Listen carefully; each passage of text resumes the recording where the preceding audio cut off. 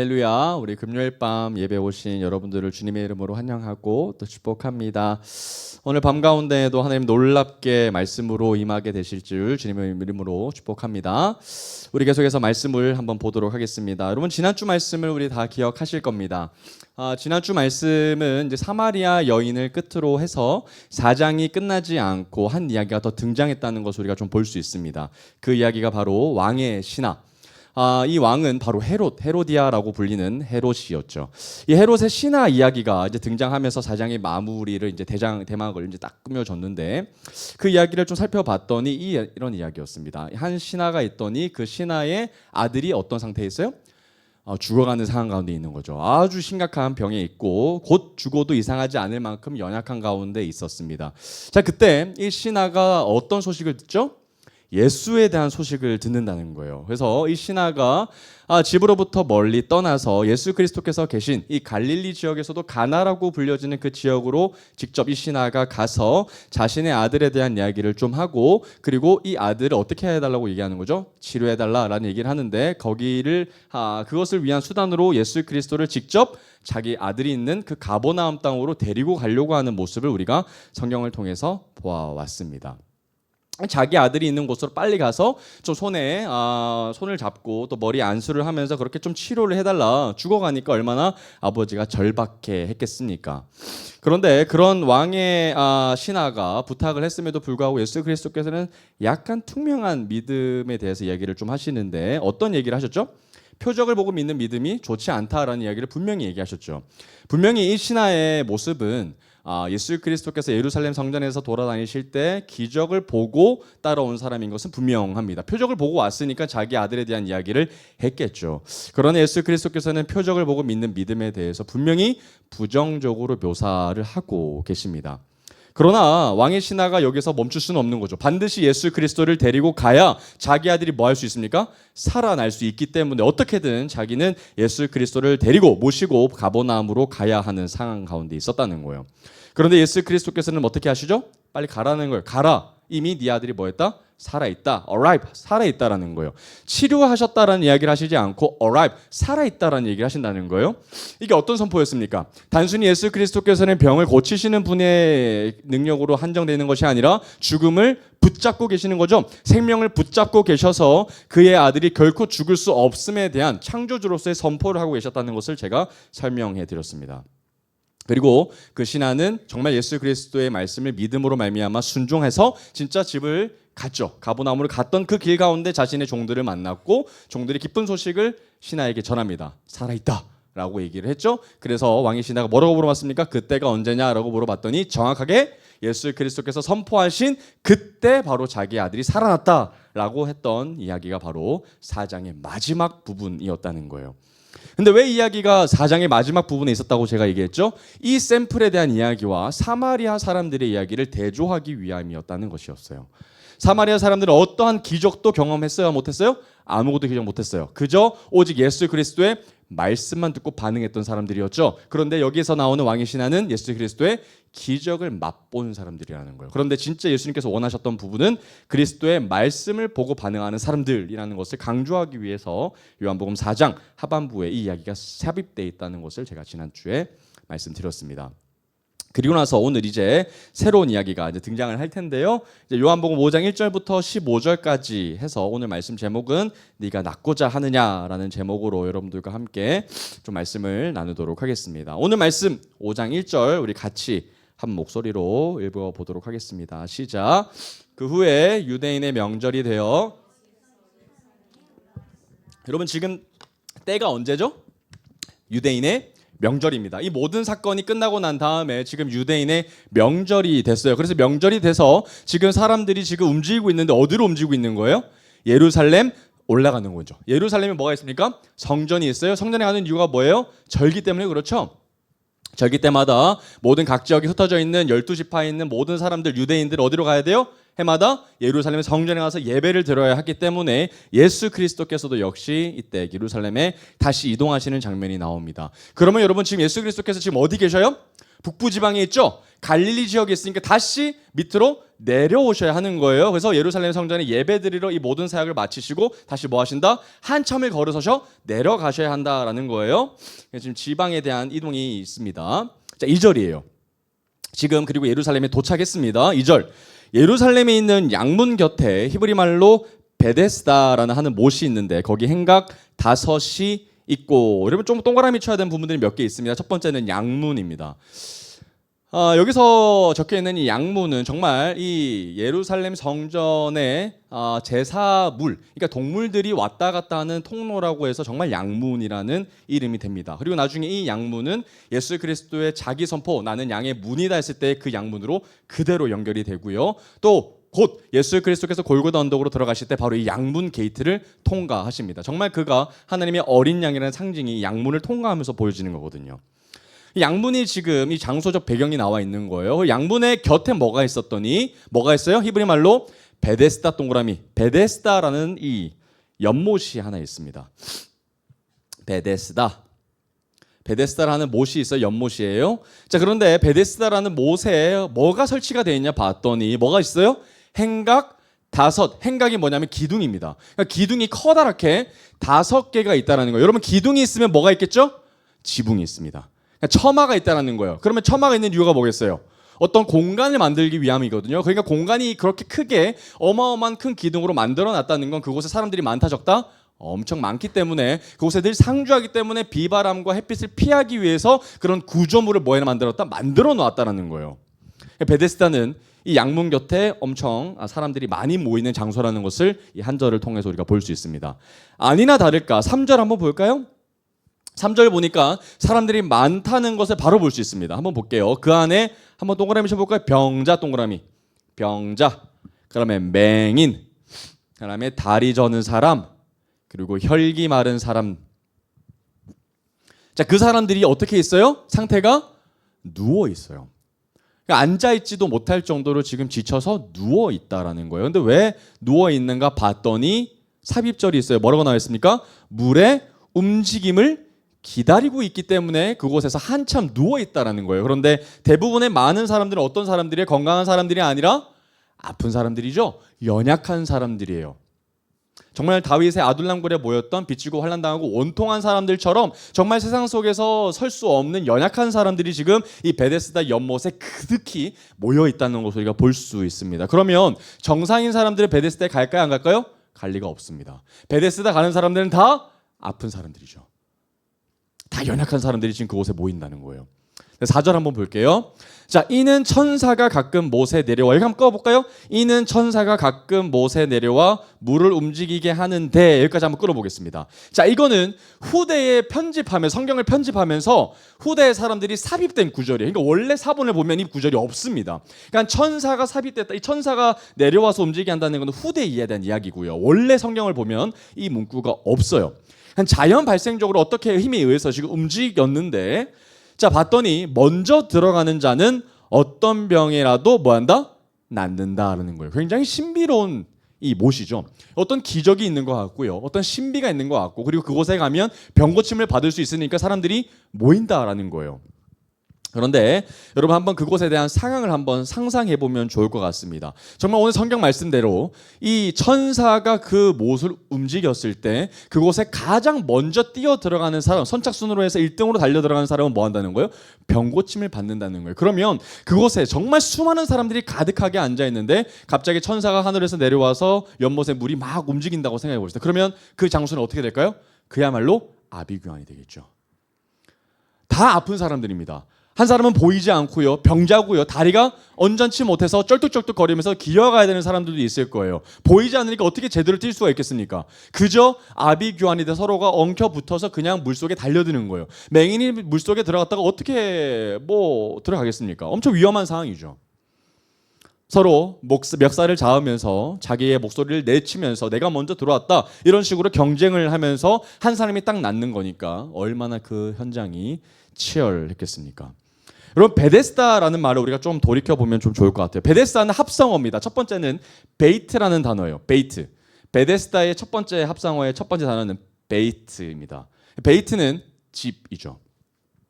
그래서 베들레헴 하면 레켐 하면 빵이니까 떡의 집, 빵의 집에서 베들레헴이 되는 건데 베이트가 바로 집입니다. 그러면 베데스다도 어떤 집이겠죠? 그럼 그 뒤에 있는 스다라는 단어가 어디서 왔냐면 헤세드에서 왔어요. 헤세드가 뭐죠? 인애, 자비, 뭐 이런 은총, 은혜 이런 단어예요. 그러면 이 집은 어떤 집이에요?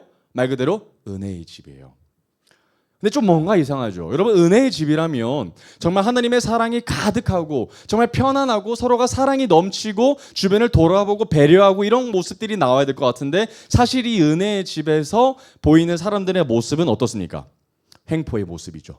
폭력적이고요. 그리고 은혜는 정말 한 사람에게만 초점이 맞춰져 있어서 대부분의 사람들은 그 은혜 가운데 은혜를 경험하지 못하는 비은혜의 장소로 전락해 버린 장소라는 거예요. 그러니까 베데스다가 참 베데스다가 아니라는 소리입니다.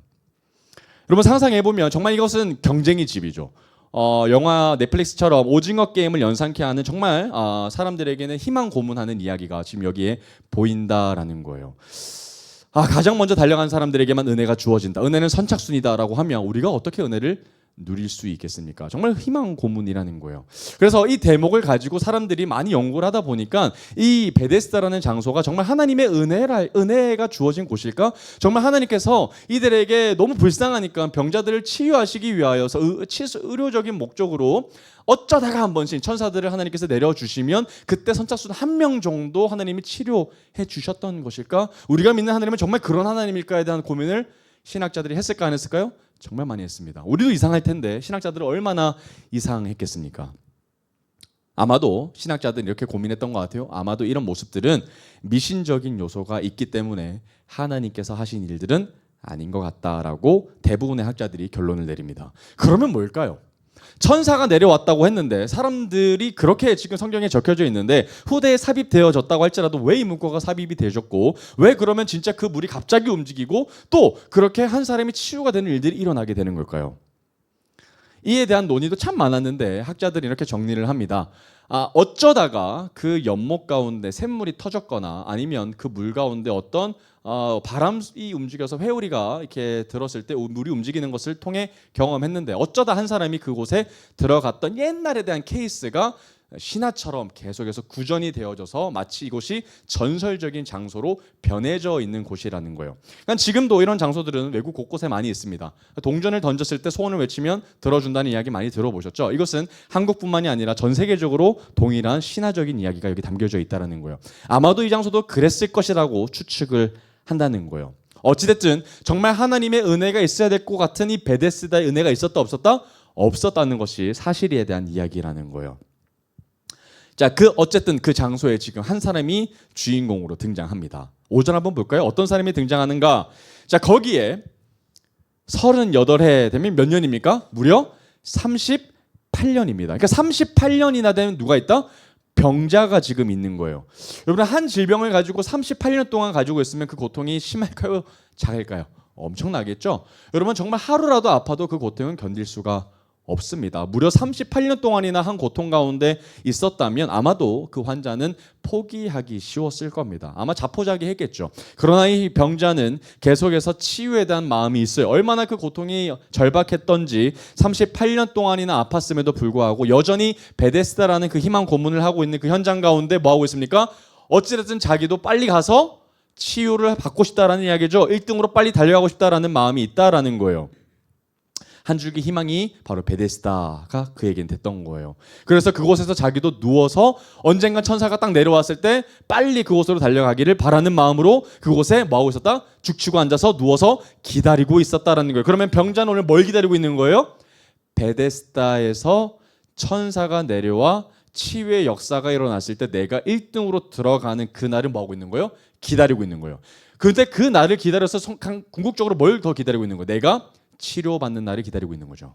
이 병자는 확실히 그 날을 기다리고 있다라는 거예요. 근데 여러분 이 환자가 진짜 고통을 받는 부분이 뭡니까? 육체의 고통보다 더 아픈 것은 사실은 희망 고문이거든요. 언젠가는 내가 나을 수 있을 거야. 언젠가는 내가 이 고통으로부터 벗어날 수 있을 거야에 대한 희망 고문이 참 아픈 고문이거든요. 근데 눈앞에는 누군가가 막 나아갑니다. 누군가는 어쨌든 1등으로 달려가서 치료를 받는 것 같은데 나는 도저히 달려가지를 못합니다. 1등으로 들어갈 수 없는 것 같아요. 눈앞에 치료의 현장에 있는 것 같은데 나는 치료를 받을 수 없습니다. 그러면 그 절박감이, 박탈감이 얼마나 그에게 크겠습니까? 지금도 여러분 병원에서 불치병인 환자들에게 신약이 가끔씩 개발이 되면 환자에게 동의를 받고 신약에 대한 처방을 받겠다라는 사인을 하고 처방을 합니다. 환자는 어떤 기대가 있어요? 이 신약이 새롭게 개발된 약을 먹으면 뭐한다? 내가 나을지도 모른다. 그런데 그 신약이 대부분 성과가 있어요? 없어요? 별로 없습니다. 미비합니다. 그럴 때 환자들은 어떤 마음이 들어요? 박탈감이 들죠. 언제까지 내가 그렇게 해야 될까? 내가 정말 절박하고 고통스러운 부분은 바로 이 헛된 기대 때문에 점점점 더 커져가는 절망감이라는 거예요. 그러니까 이 38년 된 병자가 정말 오죽하겠습니까? 얼마나 자기가 할 수 있는 거 다 해봤고 또 기대도 다 해봤고 얼마나 많은 사람들에게 자신의 삶을 또 부탁하기도 해봤겠습니까? 그렇게 인생의 절박한 상황 가운데 가장 밑바닥의 현장이 바로 지금 어디예요? 베데스다. 그런데 그런 사람이 한 사람입니까? 아니죠. 자기 같은 사람들이 지금 몇 명 있는 거예요? 엄청 많은 거죠. 병자도 있고 맹인도 있고 다리 저는 사람도 있고. 누가 이 사람을 돌보겠어요? 가족도 못 돌보죠. 가족도 이 사람을 어떻게 38년 동안 돌보겠습니까? 부모가 있다고 하더라도 부모가 이미 노쇠했겠죠. 정말 그는 길가에 버려진 길냥이 마냥 버려진 인생이라는 거예요. 6절 한번 볼까요? 자, 그런데 한 상황이 이제 개입됩니다. 6절.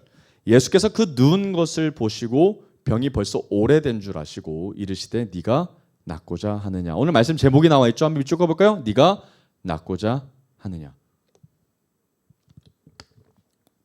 네가 낫고자 하느냐의 영어 번역을 보면 너무 직관적이에요. Do you want to get well? 이라는 단어를 씁니다. Do you want? 네 원하느냐 이겁니다. 너 정말 원하니? 너 정말 원하니? 너가 낫는 거 정말 원하니? 라는 이야기를 하는 거거든요. 여러분 그 장소에 가보니까 지금 베데스다의 38년 된 병자가 지금 어느 날 여김없이 똑같이 누워있죠. 그런데 그 사건 가운데 갑자기 한 새로운 사건이 등장합니다. 그 사건이 뭐예요? 바로 예수 그리스도께서 그곳 가운데 들어오신 거죠. 정말 38년 동안 반복됐던 인생의 패턴 가운데 뭐가 개입된 거예요? 예수라는 사건이 개입된 거예요. 어쩌면 베데스다라는 이 은혜의 집에 예수 그리스도께서 침입하셨다라는 것도 적절한 표현일 줄 모르겠어요. 인생 가운데 확 들어오신 거예요. 주님이 나타나신 거예요. 근데 주님을 딱 보시니까 이 병자가 어떻게 보여요? 무려 38년 된 것처럼 보이는 것이 딱 그의 겉모습을 통해서 볼 수 있다는 거예요. 얼마나 이 몸에 연약함이 있든지 오래됐는지 벌써 아셨다는 거죠. 그리고 그 병자를 보시고 나서 예수께서 딱 한마디 하시죠. 뭐라 그래요? Do you want to get well? 너 정말 낫고자 하니? 이 말씀하신다는 거예요. 여러분 이 장소에 지금 베데스다 장소의 연못에 주님이 나타나셨거든요. 그럼 여러분 이 이야기를 어떻게 정리할 수 있냐면요. 주님이 베데스다로 오신 것, 주님이 그곳 가운데로 오신 것은 사실은 소망 없는 그에게 유일한 소망이신 그분이 오신 사건이라고 설명할 수 있습니다. 소망 되시는 그분이 그의 인생 가운데 소망으로 오셨다는 사건으로 설명할 수 있다는 거예요. 너무 놀라운 사건이죠. 헛된 소망을 바라보고 있는데 참 소망이 그의 인생 가운데 들어왔다는 거예요. 근데 여러분 예수 그리스도의 질문이 조금 이상합니다. 여러분 예수 그리스도께서 병자에게 물어보시는 질문이 뭡니까? 네가 낫고자 하느냐 이 질문이죠. 근데 여러분 지금 만약에 예수 그리스도께서 이 의사의 신분을 가지고 있다는 것을 기억하면서 현대에 가지고 한번 비유를 들어봅시다. 의사가 내진을 하면서 돌아다니는데 외진도 하고 막 돌아다닐 때 의사가 딱 한마디 합니다. 환자님 정말 낫고 싶으세요? 라고 하면 환자가 뭐라 그럴까요? 당연한 소리를 하고 있어. 안 낫고 싶을까요? 라는 얘기 하지 않을까요? 낫고 싶은 건 당연한 일이죠. 안 낫고 싶은 사람이 있어요? 없어요?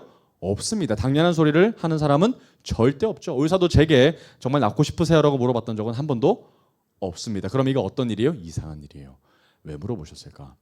여러분 예수 그리스도께서 치유하시는 분이시죠? 그러면 이 말씀 필요 없으시잖아요. 그냥 바로 치유하실 수 있어요? 없어요? 있으시죠. 그런데 왜 그에게 이 이야기들을 물어보셨는가 하는 점이라는 거예요. 그럼 어찌됐든 여러분 예수 그리스도께서 너 정말 낫고 싶니? 라고 물어봤다면 이 38년 된 환자는 뭐라고 대답하는 게 인지상정입니까? 네 주님 나 정말 낫고 싶어요. 나 38년 동안 아팠다니까요. 그러니까 주님 빨리 나 낫게 해주세요 라는 이야기가 해야 돼요 안 해야 돼요? 해야죠. 이게 정상적인 대화입니다. 그런데 예수 그리스도의 질문도 이상했지만 그에 대한 대답은 더 이상합니다. 한번 볼까요? 상식적이지 않은 대답을 이제 하게 될 거예요. 7절입니다. 그의 대답입니다. 자, 병자가 대답하되 주여 물이 움직일 때에 나를 못에 넣어주는 사람이 없어 내가 가는 동안에 다른 사람이 먼저 내려가나이다. 여러분 좀 다른 이야기죠. 나 주님 낫고 싶어요. 나 정말 그렇게 하고 싶어요 라는 이야기가 아니라 지금 뭐 하고 있는 거예요? 내가 낫지 못하는 이유에 대해서 얘기하고 있어요. 이거 포인트 잘못 잡았죠? 근데 그 이유가 뭡니까? 물이 움직일 때 나를 못에 넣어주는 사람이 없기 때문에 내가 낫는다 못 낫는다? 못 낫는다는 거예요. 그러면 예수 그리스도께서 나를 도와주시면 어떻게 도와주시면 되는 거예요? 물이 움직일 때 나를 빨리 그곳에 넣어주면 된다는 거예요. 포인트 완전 잘못 잡았죠? 이 이상한 오늘 포인트입니다, 여러분. 오늘 말씀의 핵심이에요. 예수 그리스도께서 물어보신 이유가 있는 거예요. 병자는 완전히 착각하고 있습니다. 자신의 방법대로 지금 주님 앞에 요청하고 있는 거거든요. 근데 주님은 그렇게 일하실 리가 절대로 없으시죠. 주님, 혹시나 나를 불쌍히 여기셔서 정말 나를 도와주시는 마음이 그에게 있거든, 당신에게 있거든, 빨리 나를 들어서 저 못이 움직일 때, 천사가 내려와서 못이 움직일 때 빨리 나를 들어서 저곳에 넣어주라. 그러면 내가 나을 것입니다 라는 이야기를 지금 하고 있다라는 거예요. 그러니까 내가 생각했을 때 낫는 가장 최고의 방법은 연못에 가장 먼저 들어가는 것이라는 것이죠. 그리고 그 이야기를 누구한테 이야기하고 있다? 바로 내 눈앞에 있는 예수님한테 이야기하고 있다라는 거예요. 그러면 여러분, 아까 제가 다시 설명을 해볼게요. 아까 제가 이 장면을 어떻게 설명했죠? 진짜 소망이 예수 그리스도께서 가짜 소망을 기다리는 사람에게 침입하셨다라고 얘기했죠. 그러면 지금 진짜 소망 앞에 가짜 소망을 이루어 달라고 요청하는 장면을 지금 그의 대답을 통해서 볼 수 있는 거예요. 진짜 소망을 요청하는 것이 아니라 이 땅에서의 사라질 소망을 가지고 요청하고 있다는 것을 우리가 볼 수 있습니다. 눈앞에 보이는 현실 그리고 상황이죠. 그리고 그 이야기를 지금 예수님 앞에 뭐 하고 있는 거예요? 훈수질하고 있는 거예요. 예수님께서 어떻게 일해달라라고 구체적으로 지금 뭐 하고 있는 거예요? 이렇게 해라라고 지금 요청하고 있는 거죠. 그러면 여러분, 주님이 하실 방법들은 많이 있습니다. 정말 그의 말대로 이 천사들이 빨리 내려오게 하면 되는 거죠. 그죠? 그리고 천사들이 한 번 내려왔다가 또 내려오게 하면 되는 거죠. 순차적으로 그 사람들이 다 사라질 때까지 계속 내려오게 하면 되는 거 맞아요, 안 돼요? 맞죠. 또 반대로 다른 사람들 다 못 나오게 하고 난 뒤에 이 사람만 딱 들어서 그 물에 들어가게 하면 되는 거죠. 그죠? 또 반대로 이 물이 움직이지 않을 때라 할지라도 예수 그리스도께서 그 물을 더 하나님이 은혜를 주셔서 그 물에 넣으시면 또 치료할 수 있는 방법이 있는 거죠. 그런데 예수 그리스도께서 그렇게 하셔요, 안 하셔요? 안 하십니다. 그래서 학자들이 이 대목을 보고 예수님이 정말 베데스다에 대한 은혜가 정말 사실이었고 하나님께서 이따금씩 그 역사를 하시길 원하셨더라면 예수 그리스도께서 베데스다를 두고서 예수 그리스도께서 역사를 베푸셨을 리가 없어요. 예수 그리스도께서 뭘 하셨을까요? 오히려 베데스다가 진짜 하나님의 역사라면 베데스다 역사를 더 확장하셨을 겁니다. 이해되세요? 베데스다에서 더 은혜 받는 사람들을 많이 하셨을 거예요. 경쟁 시스템에서 경쟁 확률을 더 올리셨을 거예요. 그게 하나님의 방법이라고 생각되어진다면 말이죠. 그런데 예수 그리스도께서는 베데스다 연못에 대해서 철저히 무기력함을 예수 그리스도를 통해서 보여주실 겁니다. 어떻게 하시냐? 8절입니다. 예수께서 이르시되 어떻게 하십니까? 일어나 내 자리를 들고 걸어가라. 여러분, 베데스다 연못하고 상관 있어요, 없어요? 전혀 없어요. 여러분, 이거 지금 베데스다에는 38년 된 병자만 있는 것이 아니라 정말 수많은 병자와 맹인과 걷지 못하는 사람들이 지금 질비하게 놓여져 있다고요. 그런데 같이 그렇게 오랫동안 병자 생활하면서 누워 있었던 한 사람이 예수 그리스도를 만나더니 뭐 하고 있는 거예요? 일어나게 됐다면 사람들이 이 베데스다에 대한 생각이 어떻게 될까요? 베데스다에 대한 실효가 있다 없다? 없다라는 것을 동시에 깨달았을 겁니다. 본인은 더 마찬가지였겠죠. 예수 그리스도는 분명히 베데스다의 능력이 있지 않음을 예수 그리스도는 고발하시고 있는 것처럼 보인다라는 거예요. 근데 그 표현이 참 재밌습니다. 일어나서 네 자리를 들고 그냥 걸어가라. 여러분, 정말 예수 그리스도의 이 선포의 말씀은 너무나도 힘이 있어 말하시는 그 즉시 9절 보니까 어떻게 됩니까? 그 사람이 곧 낫습니다. 그러니까 여러분, 예수 그리스도를 말씀하시니까 곧바로 바로 낫는 거예요. 그리고 정말 그 자리를 들고서 뭐 했어요? 걸어 나갔습니다. 여러분, 38년의 병자가 이제 베데스다 연못 근처에 배회할 필요 있어요, 없어요? 없죠. 이제 정상적인 몸이 됐으니까 이제 뭐 하면 돼요? 나가서 정말 평범하게 살아가면 됩니다. 그런데 하필 그날이 어떤 날이죠? 안식일이라는 거예요. 동그라미. 안식일이다. 안식일이다.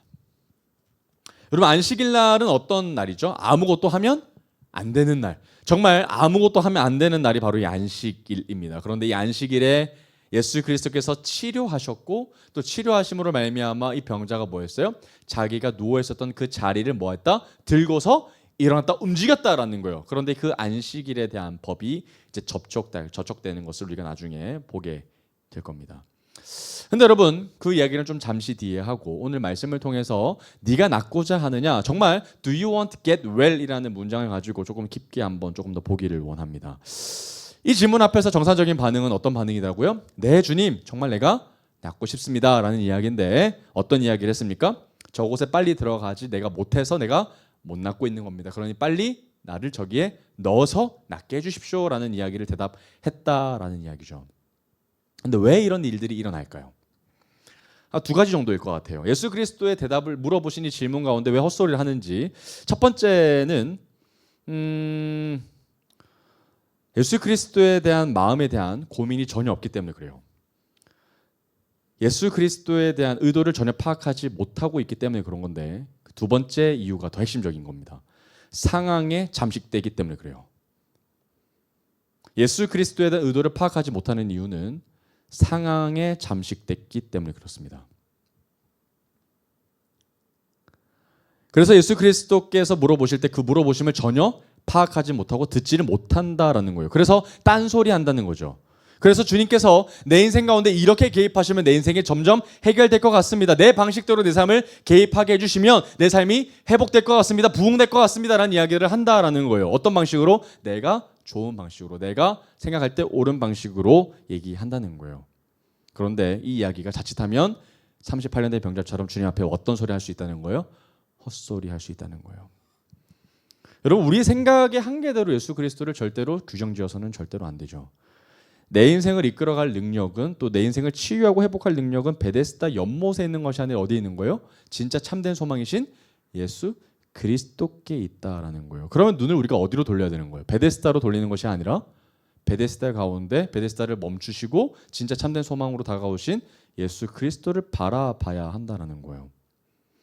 정말 그분은 나에게 먼저 찾아오셨죠. 그럼 38년 된 병자가 예수 그리스도를 먼저 찾았습니까? 안 찾았습니까? 안 찾았어요. 38년 동안 그 자리에 있었을지도 몰라요. 그런데 어느 날 갑자기 예수 그리스도께서 뭐 하신 거예요? 그의 삶 가운데 들어오신 거예요. 먼저 찾아오셨다는 거예요. 그런데 먼저 찾아오셨던 주님의 은혜를 대부분의 사람들이 뭐 하고 있어요? 은혜를 뻥발로 차버린다라는 거예요. 은혜 앞에서 다른 가짜 은혜, 유사 은혜를 논하고 있다는 것이 우리의 대부분의 모습이라는 거죠. 그러니까 여러분, 이 이야기들을 정확하게 오늘 설명해 보면 주님이 딱 다가오셨을 때 주님이 우리 가운데 가장 큰 은혜, 본질적인 은혜가 되시는데 주님 앞에서 뭘 논하고 있는 거예요? 이 유사 은혜를 논하고 있는 거죠. 주님, 저곳에 은혜가 있습니다. 저곳을 내게 주셔야 은혜가 있습니다 라고 얘기하고 있다는 거예요. 주님 앞에서 표적을 논하고 있는 거죠. 여러분, 그래서 예수 그리스도께서 표적을 보고 믿는 믿음을 정말 가증스럽게 여기신 거예요. 왜죠? 표적 앞에서 표적을 논했기 때문이라는 거예요. 주님 앞에서 가짜 주님을 요구했기 때문에 그렇다는 거예요. 완전한 은혜 앞에서 단편의 은혜를 논하고 있기 때문에 예수 그리스도께서 가증스럽게 여겨셨다는 거예요. 여러분, 진짜 우리의 믿음은 예수 그리스도를 믿는 믿음이 있는 것이지 표적을 구하는 믿음이 아니죠. 표적이 내게 있지 않는다고 할지라도 우리는 여전히 예수 그리스도를 소망으로 바라보고 믿어야 하는 이유는 여기에 있다는 거예요. 정말 1차원적인 믿음이 우리 가운데 필요한 거죠. 여러분, 표적을 보고 믿는 믿음이 결국 어떻게 될까요? 표적을 보고 믿는 믿음은 분명히 한계가 있습니다. 내 삶 가운데 얼마나 은혜가 있는지를 보고 그에 따라서 믿음을 결정하는 사람들에게는 반드시 잊어버리는 부정적인 열매가 맺힙니다. 잊어버려요. 표적을 보고 믿는 믿음은 반드시 잊어버립니다. 그리고 당연하게 여깁니다. 우리 38년 된 병자도 어떻게 할까요? 두 가지 다 합니다. 당연하게 여기고 곧바로 은혜를 잊어버립니다. 너무나도 소름이 돋을 정도로 38년 된 병자는 치유되자마자 마치 한 번도 아팠던 적이 없었던 사람처럼 돌아다닙니다. 여러분, 이게 엄청 충격적인 모습이거든요. 너무나도 충격적인 모습이지만 사실은 우리의 모습이죠. 곧바로 하나님의 은혜를 받으니까 그 은혜가 오히려 하나님 앞에 멀어지게 됐던 계기가 돼버리고 만다는 거예요. 은혜는 베데스다에 있지 않고 은혜는 예수 그리스도에 있다는 것을 여러분들 꼭 기억하시길 바랍니다. 예수님의 선물에 있지 않고요. 예수님 자체가 우리에게 선물인 줄 믿습니다. 오늘 9절에 보면 이 날이 바로 안식이라고 했어요. 근데 이 안식일에 대한 논쟁을 지금 누가 가지고 오냐면 유대인들이 가지고 와요. 근데 여러분 아무리 상식적인 우리 반에서도 반응 안에서도 이게 정말 이상한 반응인데, 여러분 안식일에 사람들이 치유되는 것은 우리 상식적으로는 당연한 일이지만 당시 유대법에 의하면 법에서 조금 문제가 있었던 것 같아요. 그래서 이 이야기들을 지금 유대인들이 하고 있는 겁니다. 10절 한번 볼까요? 자, 유대인들이 병 나은 사람에게 이르되 안식일인데 네가 자리를 들고 가는 것이 뭐하다? 옳지 않다. 여러분 이건 참 억지 같죠? 아마도 유대인들이 지금 계속해서 예수 그리스도를 붙잡을 구실을 좀 찾고 있는 것 같습니다. 그리고 실제로 이 사건을 계기로 유대인들은 예수 그리스도를 붙잡게 될 겁니다. 죽이려는 충동을 이제 가지게 될 거예요. 안식일의 행에서는 절대로 안 되는 움직임이 있었다라는 거예요. 그래서 누구를 자꾸 붙들고 얘기하냐 봤더니 이 사람이죠. 병자를 붙잡고 얘기한다는 거예요. 네가 자리를 들고 가는 것이 옳지 않다. 그래서 유대인의 목적은 뭡니까? 빨리 자리로 돌아가서 뭐 해라? 누워 있어라는 거예요. 여러분 이미 이 사람은 다 치유가 됐어요. 병자가 회복이 되어서 일반인이 됐어요. 병원을 문 밖에 나갈 수 있게 됐지만 여전히 병상에 누워 있어라는 거예요. 오늘은 무슨 날이기 때문에? 아무것도 해서는 안 되는 안식일이기 때문에 그렇다는 거예요. 그럼 여러분이 만약에 38년 된 병자면 뭐라고 대답하시겠습니까? 난 나았다. 내가 낫는 것보다 안식일이 뭐가 더 중요하냐라고 대답해야 되지 않겠어요? 그런데 이 병자의 대답은 아주 가관이죠. 11절 한번 볼까요? 11절이죠. 대답하되 나를 낫게 한 그가 자리를 들고 걸어가라 하더라 하니. 이게 뭐 하고 있는 거예요? 고자질하고 있는 거죠. 배신자입니다, 여러분. 여러분 38년 동안 그는 고통 가운데 있었어요. 그런데 한순간에 어떤 사람이 내게 와서 바로 한마디로 고통 가운데 있지도 않고 한마디로 한 말씀으로 나를 치유케 하셨는데, 그런데 유대인을 만나자마자 뭐 하고 있는 거예요? 배신하고 있는 모습을 우리가 볼 수 있는 거예요. 그래서 내가 유대법을 어겼던 것은 다름 아닌 나를 낫게 한 사람 때문에 내가 유대법을 어겼다. 그래서 내가 잘못한 것이 아니라 누가 잘못한 것이라는 거예요? 나를 낫게 한 사람이, 그 사람이 바로 문제가 있고 법에 접촉한 사람은 바로 그 사람이다라는 이야기를 하고 있다는 거예요. 여러분 이건 참 말도 안 되는 일이죠. 길러준 은혜를 잊어버리고 자녀가 물건을 훔쳤을 때 경찰에 잡혔는데 경찰한테 뭐라고 고발하고 있는 거예요? 내가 물건 훔친 것은 다름 아닌 내가 아니라 나를 낳고 길러준 부모 때문이다라고 항변하는 이야기랑 똑같은 이야기라는 거예요. 정신 나간 거죠. 정말 이건 말도 안 되는 배신입니다. 그러면 적절한 대답이 뭐라는 거예요? 내가 안식일에 나았다고 해서 내가 병자처럼 누워있으랴? 라는 이야기죠. 12절입니다. 자, 그들이 묻되, 궁금하겠죠? 누가 그랬는지, 누가 치유했는지. 너에게 자리를 들고 걸어가라 한 사람이 누구냐? 하되. 유대인들이 물어보는 이유가 딱 하나죠. 뭐 하고 있는 거예요? 그 사람 빨리 잡아서 옥에 가두고 죽이고 싶어 하는 거죠. 도대체 누가 너로 하여금 안식일을 범하게 했느냐라는 이야기를 지금 하고 있는 거예요. 13절입니다. 자, 고침을 받은 사람은 그가 누구인지 알지 못하니 이는 거기 사람이 많으므로 예수께서 이미 피하셨음이라. 놀라운 게 하나 있죠. 충격적인 사실이 하나 있습니다. 뭐예요? 병고침을 받았던 38년 된 병자는 나를 치료해 준 사람을 알아요? 몰라요? 몰라요. 찾아볼 생각했어요? 안 했어요? 안 했어요. 이 사람은 뭐만 하면 됐었어요? 낫기만 하면 됐어요. 아까 제가 얘기했죠. 잊어버리고 당연하게 여긴다. 알지 못해요. 13절이 이는 거기 사람이 많으므로 예수께서 이미 피하셨습니다. 아무리 사람이 많다고 하더라도 자기를 치료해 준 사람, 자기를 이렇게 낫게 해준 사람을 잊을 수는 없는 일이죠. 그런데 그 사람을 잊어버릴 정도가 아니라 심지어 배신하고 뭐하고 있는 거예요? 팔아넘기고 있는 거죠. 누구 살겠다고? 자기 살겠다고. 표적을 보고 믿음의 결말이 이런 거죠. 14절입니다. 어떻게 될까? 자, 그 후에 이 사건이 조금 지나고 나서 다시 시간이 흘러고 난 뒤에 참 신기하게도 예수님이 우연찮게 그 병자를 다시 만나요? 안 만나요? 만나요. 굉장히 기가 막힌 만남이거든요. 그런데 어디서 만나냐면 성전에서 만납니다. 성전에서 그 사람을 만나요.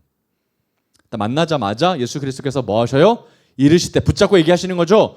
보라, 네가 나았으니 더 심한 것이 생기지 않게 다시는 죄를 범하지 말라 하시면서 당부의 말씀을 하십니다. 여러분 참 우연을 통해서 이 사람을 만난 것 같지만 사실은 하나님께서 필연적으로 만나셨다는 것을 우리가 볼 수 있고 또 그렇게 믿습니다. 예수님께서 이 병자를 통해서 만나셔서 무슨 말을 하는 거 봤더니 네가 앞으로 절대로 뭐 하지 말라는 거예요? 죄를 범하지 말라는 거예요. 죄 범하면 어떻게 된다는 거예요? 더 그전보다 심각한 병을 걸릴지도 모른다라는 이야기예요.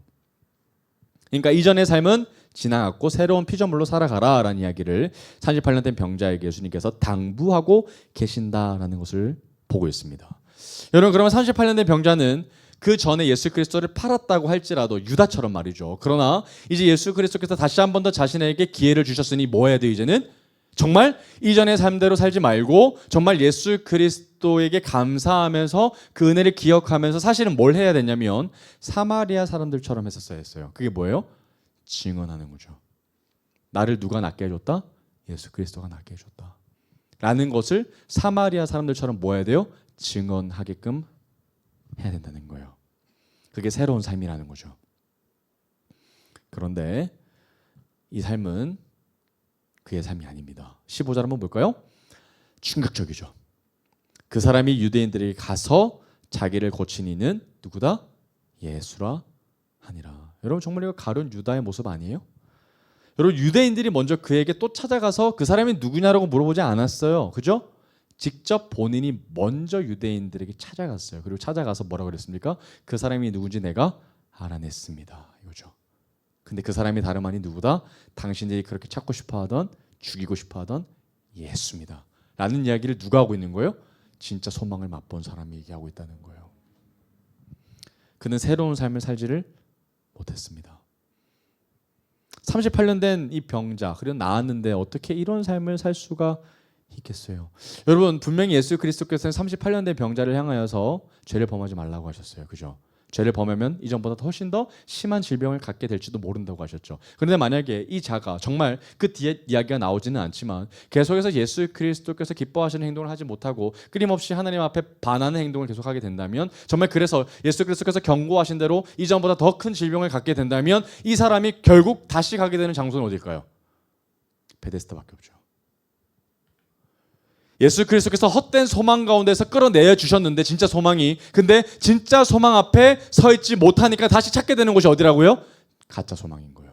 여러분 예수 그리스도 앞에 가까이 가지 못하면 예수 그리스도께서 멀어지는 그 순간만큼 그 걸음만큼 어디 가까워지는 거예요?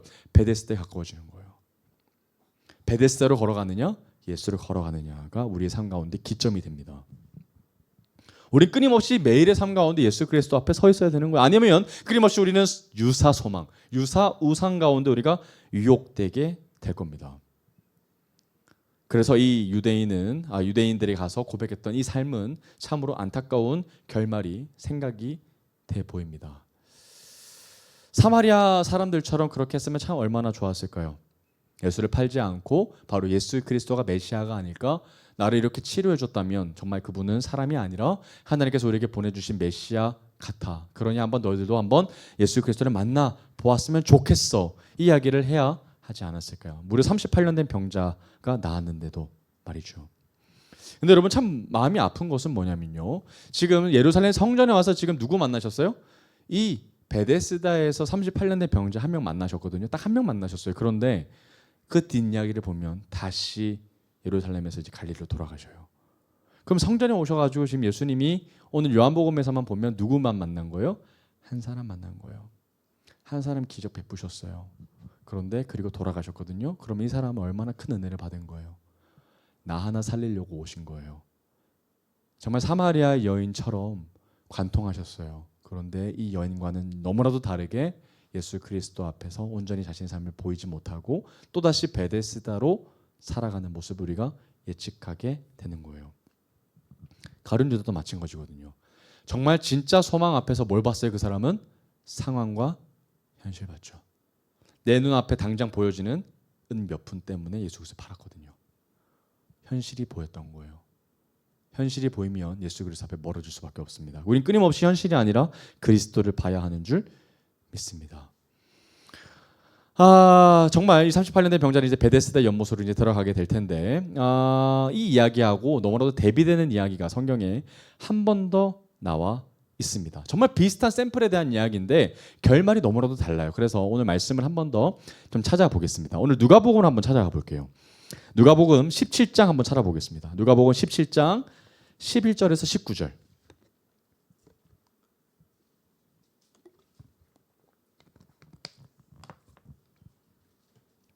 여러분, 베데스다 연못에서 38년 동안 그 병자는 결국 예수 그리스도 앞에서 예수 그리스도를 기뻐하시게 하지 못했지만 예수 그리스도를 기뻐하게 했던 사람이 한 명 있어요. 그래서 이 이야기하고 굉장히 비슷한 이야기인데 너무나도 결말이 다른 이야기 한번 보겠습니다. 누가복음 17장 11절에서 19절인데요. 제가 읽을 테니 한번 눈으로 따라와 주세요. 예수께서 예루살렘으로 가실 때에 사마리아와 갈릴리 사이로 지나가시다가 한 마을에 들어가시니 나병 환자 10명이 예수를 만나 멀리 서서 소리를 높여 이르되 예수 선생님이여 우리를 불쌍히 여기소서 하거늘 보시고 이르시되 가서 제사장들에게 너희 몸을 보이라 하셨더니 그들이 뭐하다가? 가다가. 여러분, 가지 않으면 경험을 못하는 거죠. 믿고 가야 되는 거예요. 내 삶은 여전히 변화가 없어요. 내 몸은 여전히 나병 환자죠. 그런데 그 말씀을 믿고 제사장 앞에 가는 거죠. 그런데 만약에 내 몸이 회복이 되지 않았는데 제사장 앞에 가면 그는 죽습니다. 죽음을 무릅쓰고 나병 환자가 제사장한테 가야 되는 거예요. 그러다 가다 보니 뭐 하는 거예요? 몸이 나았던 거가 된 거죠. 몸이 나은 거예요, 정말로. 자, 15절. 그런데 그 중에 몇 사람이? 한 사람, 동그라미. 한 사람이 자기가 나은 것을 보고 그 자리에서 얘기하는 거예요. 큰 소리로 하나님께 영광을 돌리며 돌아와 예수의 발 앞에 다시 돌아온 거죠. 예수께 다시 돌아온 거예요. 예수의 발 앞에 엎드려 감사하니 그는 누구다? 사마리아 사람이에요. 와우. 그럼 참으로 안타깝게도 유대인들에게 그런 믿음이 참 보이지 않는 것 같아요. 이방 사람들이 더 하나님 앞에 이런 모습들이 많이 보여요. 사마리아 여인처럼 사마리아 사람이 이렇게 합니다. 17절. 예수께서 대답하여 이르시되 10사람이 다 깨끗함을 받지 아니하였느냐? 그런데 나머지 9은 어디 있느냐 이거예요. 그 9 어디 갔어요? 하나님 앞에 영광 돌리지 아니하고 누구한테 영광 돌린 거예요? 자기한테 영광 돌리고 이제 자기 삶을 살러 뿔뿔이 터진 거죠. 18절. 이 이방인 외에는 하나님께 영광을 돌리러 돌아온 자가 있다 없다? 없다라고 얘기하시죠. 없느냐 물어보시고 그에게 이르시되 일어나 이제 가라. 내 믿음이 너를 뭐했다? 구원하였다. 여러분, 이제 이 한 사람은 뭐까지 받게 됐어요? 몸의 치료만 받게 된 것이 아니라 뭐까지 받았어요? 구원까지 받게 된 거예요. 뭐 하니까? 하나님 앞에 영광 돌리니까. 은혜 받는 거가 문제가 아니라 은혜 받고 나서 그 은혜를 뭐 해야 돼요? 하나님 앞에 영광을 돌리는 거죠. 내가 잘한 것이 하나도 없습니다. 나는 연약합니다. 나는 부족합니다. 그런데 나에게 은혜 주신 주님을 우리가 더 사랑합니다. 그 하나님 앞에 예배합니다. 그렇게 영광 올려드리니까 예수 그리스도 어떤 선물을 주셔요? 구원에 대한 선물을 주신다는 거예요. 그러면 나머지 9사람은 구원에 대한 선물이 있어요? 없어요? 없죠. 이처럼 베데스다에 대한 이야기를 좀 한번 다시 해보겠습니다. 베데스다는 분명히 베이트라는 단어와 헤세드의 단어 합성어 은혜의 집입니다. 그런데 이 베데스다는 하나님께서 보시기에 예수 그리스도를 통하여 그 영향력을 하나님이 예수 그리스도를 통해 멈추게 하셨던 것 같습니다. 그 자리를 완전히 무력화시키셨죠. 하나님의 임재가 있는 장소가 분명히 베데스다가 아니었다라는 거예요. 여러분, 하나님의 임재의 장소가 이곳이 아니다 라면 하나님의 임재의 장소는 어딜까요? 하나님의 임재의 장소처럼 느껴졌던 베데스다가 예수 그리스도께서 오시면서 아니라라고 선포하셨다면 이제 하나님의 임재의 장소는 어딜까요? 예수님이죠. 여러분, 그 앞장에서 사마리아 여인에게 예수 그리스도가 어떤 말씀하셨어요? 이 주제 말씀 옆에 그 뒷 부분을 보면, 전의 말씀을 보면 이 산에서도 아니고 저 산에서도 아니죠. 예루살렘 성전에서 드리는 것이 아니라 오직 하나님 앞에 영과 진리로 예배하는 때가 온다라고 하셨죠. 누구를 통해서? 나를 통해서, 예수를 통해서. 장소가 중요한 게 아니죠. 하나님의 임재의 상징은 뭐예요? 예수님이라는 거예요. 그럼 베데스다는 눈앞에 보이는 연못이 아니라 진짜 베데스다는 어디예요? 예수 그리스도라는 거예요. 이 이야기 하고 싶으셨던 거예요, 예수님. 진짜 은혜의 집은 어디다? 예수 그리스도다. 베데스다는 오히려 눈앞에 보였던 그 연못은 하나님의 임재가 필요했던 것이죠. 그래서 베데스다는 그렇게 은혜가 필요했던 곳이어서 그 한 사람을 하나님이 찾아가셨던 거예요. 그리고 은혜가 진짜 필요했던 38년 된 병자에게 진짜 은혜가 임했다는 거예요. 누구를 말미암아? 예수 그리스도를 통해서 말미암아. 그래서 오늘 이 말씀을 좀 이렇게 정리하고 싶어요. 베데스다는 하나님의 임재가 머물던 곳이 아니라 하나님의 임재가 침입한 곳이었다. 그런데 은혜가 필요한 은혜의 집에 진짜 은혜가 임한 사건이 오늘의 바로 성경의 사건입니다. 근데 문제는 38년 된 병자가 일어서긴 했지만 예수 그리스도의 제자가 됐어요, 안 됐어요? 안 됐다는 거예요. 그의 마지막 기록은 없습니다. 여러분, 그의 마지막 기록이 참 너무 궁금합니다, 저는. 그러나 뻔히 보이죠. 아마도 저는 참으로 극한의 결말의 모습이라고 생각해요. 베데스다로 다시 돌아가는 그의 마지막 털털 걸어가는 그의 모습. 그러면 요한은 우리에게 질문을 던집니다. 너가 만약에, 당신이 만약에 38년 된 병자라면 그 이후에 어떻게 살겠습니까? 하나님 앞에 그렇게 은혜를 받았던 당신이 그러면 이제 어떻게 살아가겠습니까? 이 이야기하고 있는 거예요. 은혜의 집처럼 느껴지는 그곳에 주저앉을 것인가, 아니면 자리를 박차고 일어나 진짜 참된 소망 되시는 나의 베데스다가 되시는 예수 그리스도를 이제 따라 나설 것인가 이야기하고 있는 거예요. 사랑하는 여러분, 오늘 말씀을 이제 정리하면서 기억하길 원합니다. 여러분, 베데스다 연못 가운데 진짜 참된 소망은 베데스다가 아니라 우리에게 참된 소망이신 예수 그리스도죠. 그래서 우리가 진짜 기다려야 될 것은 상황과 현실이 아니라 바로 예수 그리스도라는 것을 여러분 꼭 기억하셨으면 좋겠습니다. 그리고 베데스다 연못에서 치료를 받았던 38년 된 병자는 예수 그리스도 앞에 나오지 못했지만 오늘 우리가 말씀을 통해서 봤던 그 한 사람, 예수 그리스도께 다시 돌아와 영광 올려드리고 은혜를 다시 한번 하나님 앞에 구했던, 그 겸손했던 그 한 사람이 바로 오늘 이 시간 여러분이 되기를 소망합니다. 하나님은 많은 사람이 오기를 원하시는 것도 원하시지만 정말 한 사람 찾고 계시는 것 같아요. 정말 하나님 앞에 정말 은혜를 돌리기를 원하는 그 한 사람, 정말 하나님 앞에 영광 돌려드리기를 원하는 그 한 사람, 오늘 그 에이멘을 간절히 바라며 오늘 같이 찬양하고 다시 한 번 더 기도하는 시간을 갖도록 하겠습니다.